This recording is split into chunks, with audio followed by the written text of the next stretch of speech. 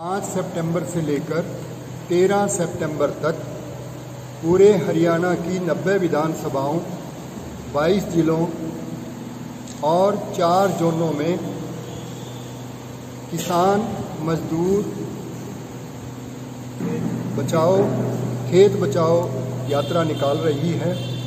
इस यात्रा का उद्देश्य 3 काले कानून और चौथा कानून जो हरियाणा सरकार ने ज़मीन हड़पने के लिए बनाया है, जो अमेंडमेंट किया है, उसके विरोध में और किसानों के समर्थन में हम आम आदमी पार्टी के पूरे हरियाणा के कार्यकर्ता, अधिकारी, पदाधिकारी, आम जनता सड़कों पे उतरेगी, यात्रा निकालेगी।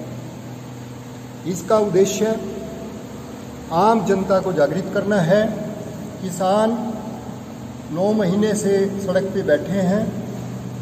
600 से ज़्यादा शहादत हो चुकी है किसानों की। हरियाणा सरकार या केंद्र सरकार के किसी भी बड़े नेता ने या छोटे नेता ने, यहाँ तक कि जिला लेवल के नेता ने भी एक शब्द भी सहानुभूति का किसानों के लिए नहीं कहा। अब ज़रूरत आ पड़ी है जागने की, जनता को जगाने की। यदि किसानों की बात नहीं मानी गई, किसान जाएगा, खेत जाएंगे, मजदूर ख़त्म हो जाएंगे, देश गुलाम हो जाएगा। इसलिए ये यात्रा निकाली गई है ताकि जागृति आए। हम आम आदमी पार्टी इस वक्त अपने प्रचार प्रसार को भूलकर किसानों के समर्थन में आगे आई है और हम संकल्पकृत हैं कि पूरे हरियाणा में जागृति लाएंगे और इस सरकार को एहसास कराएंगे कि जो आप काले नए नए कानून ला रहे हो, आपको झुकना पड़ेगा, नहीं तो जनता आपको झुका देगी। इसका शुरुआत कहाँ से है? शुरुआत रोहतक से है। कौन सी तारीख? 13 से चौधरी छोटू राम की प्रतिमा से 5 सितंबर को सुबह 8 बजे यात्रा प्रारंभ होगी।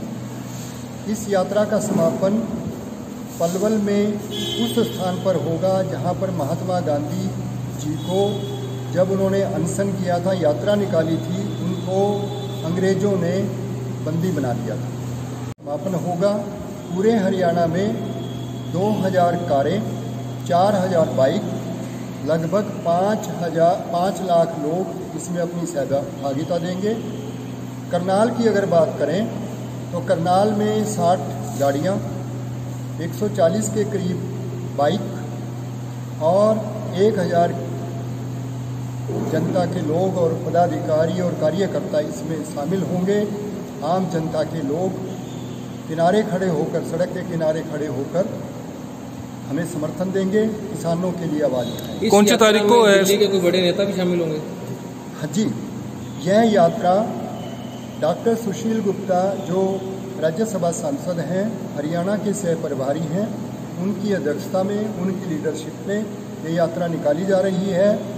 और दूसरे बड़े नेता पंकज गुप्ता जी जो राष्ट्रीय सचिव हैं, राष्ट्रीय कार्यकारिणी के सचिव हैं, वो इसमें शामिल होंगे।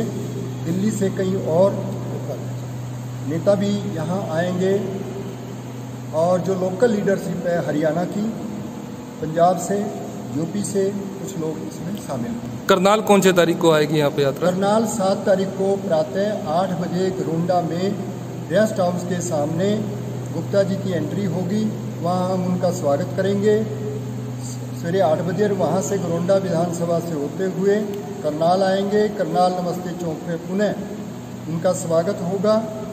वहाँ प्रेस कॉन्फ्रेंस की जाएगी। करनाल शहर में से होते हुए असंध जाएंगे। असंध से नीलोखेड़ी, बीच में निसिंग आता है, वहाँ से होते हुए नीलोखेड़ी, इंद्री, और उसके बाद लाडवा, लाडवा के बाद यमुनानगर, यमुनानगर के बाद पंचकुला में 7 तारीख को। एक दिन में तय किया जाएगा? 3 जिले एक दिन में तय किए जाएंगे। जी कौशिक जी क्या कहेंगे? सभी क्रांतिकारी साथियों को जय हिंद। देखिए, हमारे जिला अध्यक्ष मान्यवर महेंद्र राठी जी ने बड़ा डिटेल में आपको बताया कि इस यात्रा का नाम किसान मजदूर खेत बचाओ यात्रा। आरंभ कहाँ से? छोटू राम की प्रतिमा जाट शिक्षण संस्थान में है रोहतक में, वहाँ से, जिन्हें किसानों का मसीहा माना जाता है, जिन्होंने स्वतंत्र भारत के अंदर किसानों के हकों की लड़ाई लड़ी, उस व्यक्ति से स्टार्ट किया। उनका आशीर्वाद लेंगे और समापन करेंगे पलवल में, जहाँ पर गांधी जी प्रथम बार हरियाणा में आए, पंजाब था उस टाइम पर तो, और उनको गिरफ्तार किया गया उस स्थान से, स्मारक बना वहाँ पर, वहाँ यानी गांधी जी और छोटू राम जी, और इनकलाब के नारे लगेंगे भगत सिंह जी के नाम के। तो ये जो आम आदमी पार्टी है, आम आदमी पार्टी पॉलिटिकल पार्टी नहीं होकर राष्ट्रभक्तों की एक टोली है। और इस यात्रा का प्रमुख उद्देश्य है किसान को जागृत करना, मजदूर को जागृत करना, और किसान की परिभाषा क्या है, मजदूर की व्याख्या क्या है, खेत खलियान का अर्थ क्या है, ये बताने का है। किसान, हिंदुस्तान का किसान कहते हैं, किसान जमींदार शब्द का प्रयोग करते हैं। 67% ऐसे किसान हैं जिनकी ज़मीन 1 एकड़ या 1 एकड़ से कम है। तो आप देखिए 1 एकड़ का किसान कैसे किसान हो सकता है, वो भी मजदूरी है। और बहुत जिनकी 1 एकड़ की ज़मीन बिक जाती है या गिरवी रखी जाती है, तो वो फिर मजदूरी करते हैं शहरों में आकर या दूसरे स्टेट में जाकर। तो मजदूर और किसान का चोली दामन का साथ है, एक ही है। और जिस प्रकार से 3 काले कानून भाई जी ने बताया कि पास किए, और हरियाणा सरकार ने 24 अगस्त को विधानसभा में एक ऐसा भूमि अधिग्रहण का नियम बनाया जिसमें शामलात जो ज़मीन है उसके अंदर पहले सहमति लेनी पड़ती थी 75% ग्रामीणों की, उसको प्राप्त करने के लिए कोई सहमति की जरूरत नहीं है। पहले कंडीशन थी कि नहर निकालनी है, नदी निकालनी है, रेलवे लाइन निकालनी है, या कोई बड़ा हाईवे निकालना है, तो लोगों की सहमति ली जाती थी। सहमति ली जाती थी नामात्र की, और उसको एक्वायर कर लिया जाता था।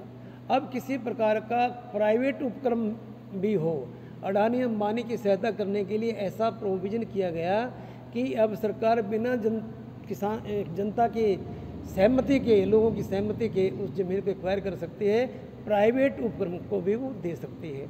इस यात्रा का भाई जी ने बताया कि 90 विधानसभा में जाएंगे, अलग जगाएंगे, लोगों को बताएंगे कि किसान भी वही है, मजदूर भी वही है, मैं कहता हूँ पुलिस वाला भी वही है, और जो सरहद पर जवान लड़ता है वो भी वही है, क्योंकि किसानों के बच्चे ही सरहद पर लड़ते हैं, पुलिस में है। बल्कि बस्ताड़ा टोल प्लाजा पर जब लाठी चार्ज किया गया तो मैंने तो ये बात कही थी कि भाई को या बाप को या ताऊ को या चाचा को बेटे से, भतीजे से या भाई से पिटवाया गया, क्योंकि जो पुलिस में पॉलिटिशियन के बच्चे तो है नहीं, उसमें आर्मी में तो है ही नहीं।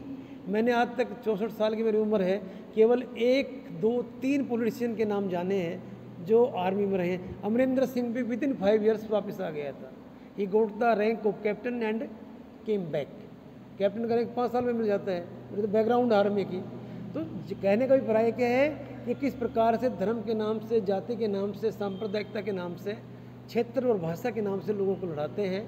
और उसी बात का प्रचार प्रसार करने के लिए आम आदमी पार्टी का पूरा शीर्ष नेतृत्व, यानी जिसमें गोपाल राय जी भी होंगे, पंकज गुप्ता जी भी होंगे, और हमारे सह प्रभारी जो नेतृत्व कर रहे हैं सुशील गुप्ता जी, वो भी होंगे, और चारों जोन के अध्यक्ष, जिला अध्यक्ष और सब पदाधिकारी, विधानसभाओं के अध्यक्ष इसमें पार्टिसिपेशन करेंगे। और भाई ने बताया संख्या कि 2000 से ज़्यादा कारें होंगी, 4000 से ज़्यादा बाइक्स होंगी। कौशिक जी, कल जो है प्रशासन की और किसानों की जो है एक बैठक हुई जो बेनतीजा निकली, तो क्या कहेंगे उसमें? क्योंकि प्रशासन ये कहता है कि हम किसी भी तरह से कुछ वो उनके घेराव नहीं होने देंगे, जीटी रोड जाम नहीं होने देंगे, और जबकि किसान ये कह रहे हैं कि भाई हमारी मांगों को या तो मानना जाए, नहीं तो हम घेराव करेंगे।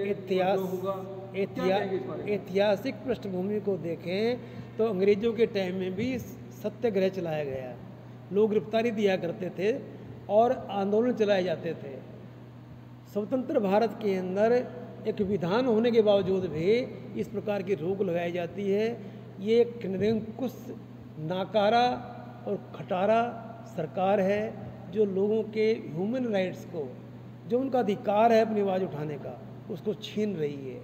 और ये एक बहुत बड़ा, यानी स्वतंत्र भारत संसार का सबसे बड़ा यानी लोकतंत्र है, डेमोक्रेसी है। और अगर देखें तो प्रतंत्रता के, यानी इसका पहले रैंक था 5वां, 6ठा, जिसके अंदर निरंकुशतावाद पाया जाता 5 पॉइंट, 6 पॉइंट। अब 71% है। ये इकोनॉमिक रिपोर्ट है सर्वे की कि हिंदुस्तान के अंदर प्रजातंत्र 71% समाप्त हो चुका है। कितने संवैधानिक, प्रजातांत्रिक और जितने भी वैधानिक संस्थाएं हैं इनको सरकार के द्वारा दबाया जाता है। आप प्रेस के बंधु हैं, आपको दबाया जाता है, कलम पर एक प्रकार से अंकुश लगाया जाता है और एक अत्याचार की भावना सरकार निरंकुश, यानी जिसे कहें कि हिटलरशाही, नाजीवाद की बू इस सरकार की ताकत के प्रयोग करने से आती है।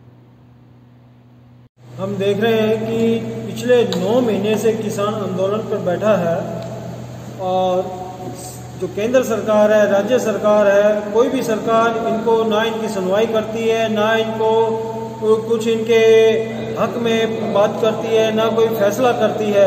जबकि पिछले 9 महीने से दिल्ली बॉर्डर भी जाम है, आम जनता को बहुत परेशानी हो रही है। लोकल जितनी भी वहाँ फैक्ट्री यूनिट्स और वहाँ के कार्य करने वाले कर्मचारी हैं, लोग हैं, उन्हें बड़ी दिक्कत हो रही है।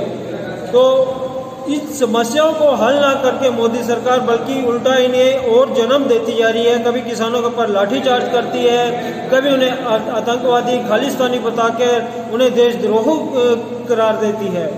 तो इसमें कोई सी भी पार्टी ना इनके साथ नहीं दे रही किसानों का। एक अरविंद केजरीवाल जी के नेतृत्व में आम आदमी पार्टी किसानों के लिए आवाज में उठाने के लिए हक में खड़ी हुई है। इस संदर्भ में हमारे जो राज्यसभा सांसद और सह प्रभारी श्री सुशील गुप्ता जी ने एक किसान मजदूर खेत बचाओ यात्रा शुरुआत करेंगे ये 5 तारीख से, और इस यात्रा के माध्यम से हम पूरे हरियाणा के अंदर एक अलग जगाने की कोशिश करेंगे, सभी लोगों को जागरूक करने की कोशिश करेंगे कि किसानों के हक में आवाज उठाएं, किसानों के साथ खड़े हों। किसान हमारा अन्नदाता है। अगर किसान भूखा मर गया, किसानों की जमीनें छिन गई, तो आप लोगों को खाना कहाँ से मिलेगा? खाना का जो क्वालिटी आप देख रहे हैं कि काफ़ी टाइम से चीज़ों के दाम इतने बढ़ गए हैं, भूखमरी फैलती जा रही है, जगह जगह लूट मात होती जा रही है, डकैती बढ़ती जा रही है। तो आम जन को जो है भूखमरी की वजह से ये घटनाएं घट रही हैं। तो हम एक अलग जगाने की कोशिश की जाएगी कि आप उठिए, किसानों का सहयोग कीजिए, ये काले कानून वापिस हों। और जो सरकार ने, खट्टर सरकार ने जो ये भूमि अधिग्रहण कानून बनाया है कि 24 घंटे के अंदर किसी भी किसान की ज़मीन को हड़प लिया जाएगा, उसे वापस लिया जाएगा। मीडिया मित्रों को बहुत बहुत नमस्कार। मैं मेहर सिंह बेदी, हल्का नीलोखेड़ी से अध्यक्ष हूँ और आज हम यहाँ एकत्रित हुए थे। जो हमारी प्रस्तावित यात्रा है जो 5 तारीख से शुरू हो रही है, अपने ज़िले की तैयारियों का जायज़ा लेने के लिए आज हम यहाँ एकत्रित हुए हैं। उसमें कहाँ क्या क्या और एडिशन करनी है, डिलीशन करनी है, वो सब निर्णय कर लिया गया है। अब आप जो भी पूछना चाहें मुझसे वो पूछ सकते हैं। मेरा ज़्यादा कंसर्न मेरे अपने हल्के नीलोखेड़ी से है। तो नीलोखेड़ी में यात्रा पहुँचेगी तो वहाँ किस तरह की तैयारी आपकी तरफ से? 7 तारीख को जैसे हमारे राज्यसभा सांसद और हरियाणा के सह प्रभारी जी गरोंडा से इस ज़िले में एंटर करेंगे। गरोंडा विधानसभा के बाद करनाल विधानसभा में, फिर असंध विधानसभा में, उसके बाद उन्हें हम नीसिंग में रिसीव करेंगे। नीसिंग में पहला वेलकम करेंगे, वहाँ से शामली और स्योंत होते हुए स्योंत गांव में फिर उनका दोबारा वेलकम है, वहाँ एक छोटी सी मीटिंग भी है।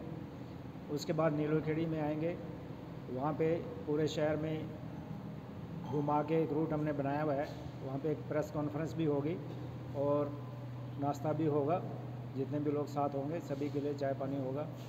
नीलोखेड़ी के बाद फिर इंद्री की तरफ जाते हुए बैरसाल गांव में फिर एक सभा है, वहाँ भी हल्का फुल्का चाय पानी का प्रोग्राम है। और उसके बाद हमारी तरफ से बादसो गांव में उनको विदाई होगी और इंद्री विधानसभा उनको रिसीव करेगी बादसो। दीदी, जब आपने चुनाव भी लड़ा है कि अगर बात करें, जब आपने चुनाव लड़ा अब तक, तो नीलोखेड़ी हल्के में आप विधानसभा में कितना ग्राफ आगे बढ़ा पाए हैं आप नीलोखेड़ी हल्के? इसकी कोई देखो गिनती के रूप में तो बताना मुश्किल है। और वो जो इलेक्शन था हमारा वो बिना तैयारी के था। वो हमारा एक, आप ये कह सकते हैं कि एक्सपीरियंस लेने के लिए था, क्योंकि हमारी पार्टी की तरफ से लीडरशिप उसमें इन्वॉल्व नहीं थी। हमें अपॉर्चुनिटी दी गई थी हम लोगों के आग्रह पे। हम फील्ड से ये कह रहे थे कि भी लोग सोचते हैं ये पार्टी इलेक्शन नहीं लड़ती, तो फिर इसका मतलब क्या है। तो पार्टी ने हमें कहा भी चलो हम आपको टिकट तो देंगे, लेकिन अपने दम पे आप जो भी एक्सपीरियंस कर सकते हैं वो कीजिए। तो उसमें हमें कोई निराशा नहीं थी, वो तो हमें पहले ही पता था हमारा परिणाम क्या होने वाला है। लेकिन पार्टी का ग्राफ सिर्फ नीलोखेड़ी की बात नहीं है, पूरे हरियाणा में डे बाय डे अप हो रहा है, विशेषकर आज के रात में। बेदी जी ने तैयारी की हुई है अब अगले इलेक्शन की, इसके बारे में अभी कुछ कहना उचित नहीं है, जो आप कह रहे हो ना, क्योंकि पार्टी एक आदमी की नहीं है। पार्टी को इस वक्त क्या चॉइस होगी, क्या निर्णय होगा, बिना तैयारी के कह रहे थे ना, क्या तैयारी? वो इलेक्शन पिछली बार का बिना तैयारी के ही था, सभी का, मेरा ही नहीं। अगर पार्टी आपको टिकट देती है तो क्या आपकी तैयारी है? अगर पार्टी टिकट देगी तो मेरी तैयारी रहेगी।